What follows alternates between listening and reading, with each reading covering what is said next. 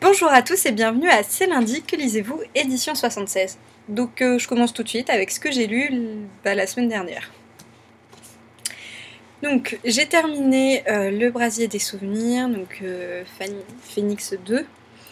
Alors c'est pas un coup de cœur comme j'avais eu pour le premier tome, mais je pense que c'est un peu dû au fait que j'ai plus l'effet de surprise que j'avais eu pour le premier tome. C'est vrai que le premier tome ça avait été la découverte du phénix, ça avait été...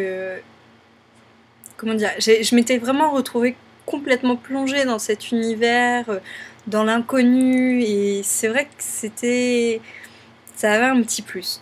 Là, du coup, on trouve les réponses à nos questions, mais j'ai un petit peu moins été conquise, on va dire, que pour le premier tome. Cependant, j'ai quand même beaucoup aimé, c'est indéniable.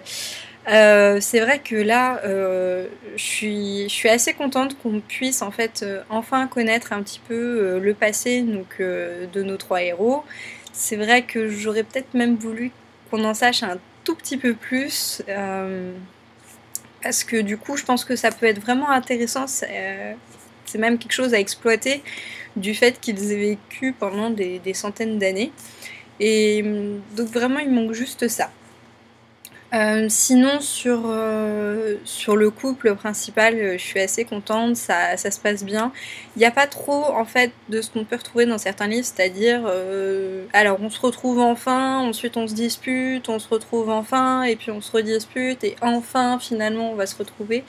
C'est vrai que là on évite de passer par des étapes peut-être un peu trop niaises, et on passe directement à la résolution, donc de la perte de mémoire d'Anaya, le pourquoi du comment du comportement de Henri, et c'est vrai que voilà, j'aime assez tout ce qui se passe dans ce tome.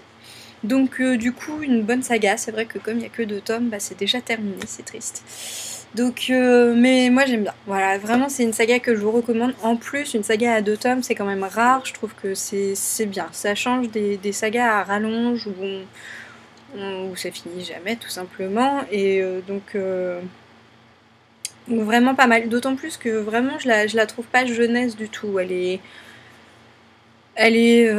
assez ouverte au niveau du public, donc ça peut convenir à de la jeunesse mais pas que, donc c'est quand même pas non plus indéniable, voilà, donc à lire.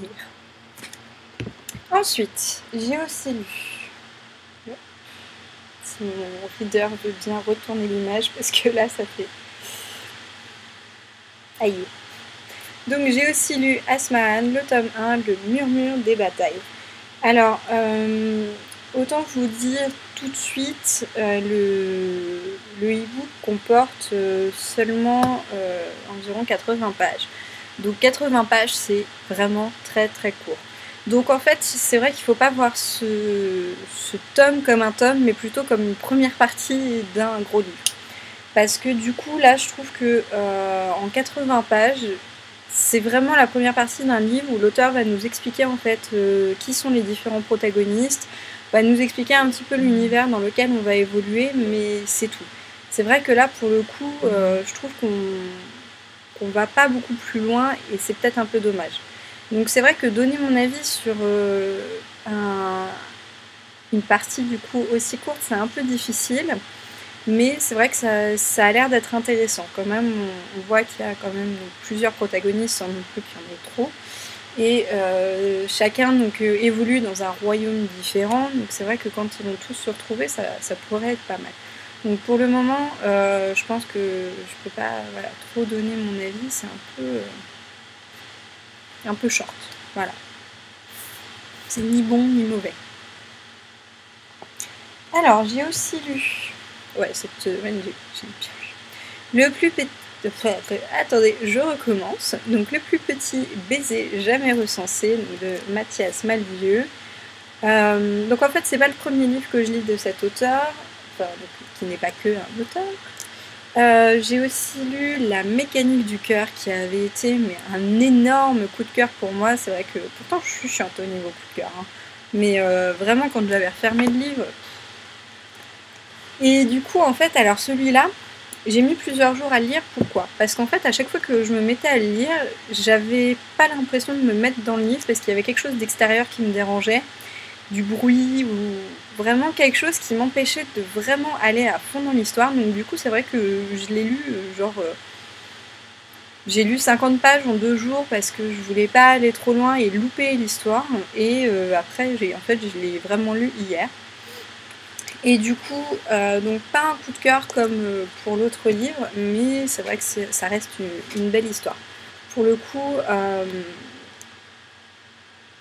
où est-ce que j'en étais? Oui, pour le coup, c'est vrai que c'est une jolie histoire d'amour. Voilà, c'est tout mignon, ça va pas chercher beaucoup plus loin. C'est un, pardon, un homme qui rencontre une femme et voilà, elle disparaît quand il l'embrasse. Donc du coup, en fait, il va la rechercher, il va essayer de la conquérir et du coup, il va essayer aussi d'avoir une histoire avec elle. Donc c'est assez sympa d'être dans la tête de l'homme. Je ne sais plus comment il s'appelle.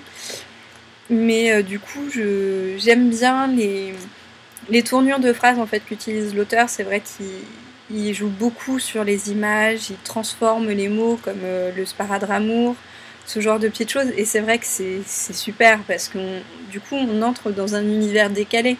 Le héros est un inventeur qui réussit quand même à faire pousser des arbres à instruments de musique, des arbres à barrettes à cheveux, de ce genre de choses.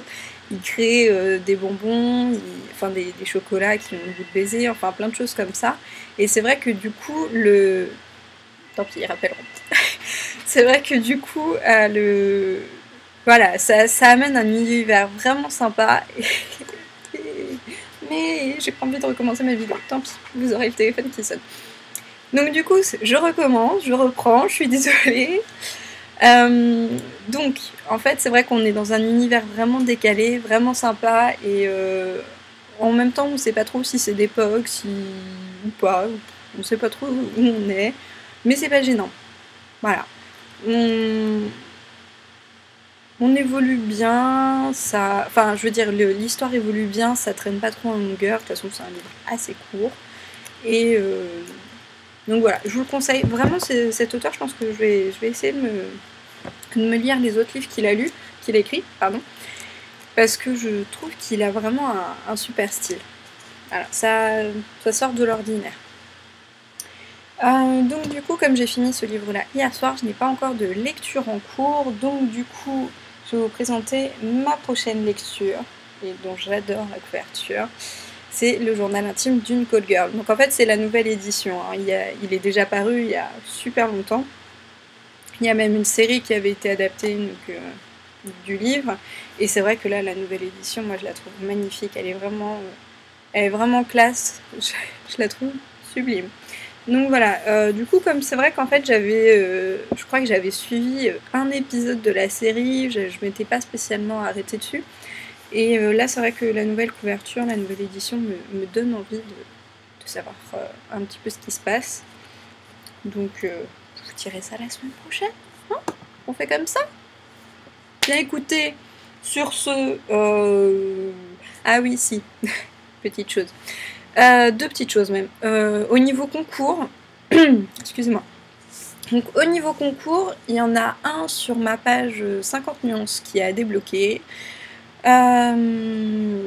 Et vendredi, ça y est.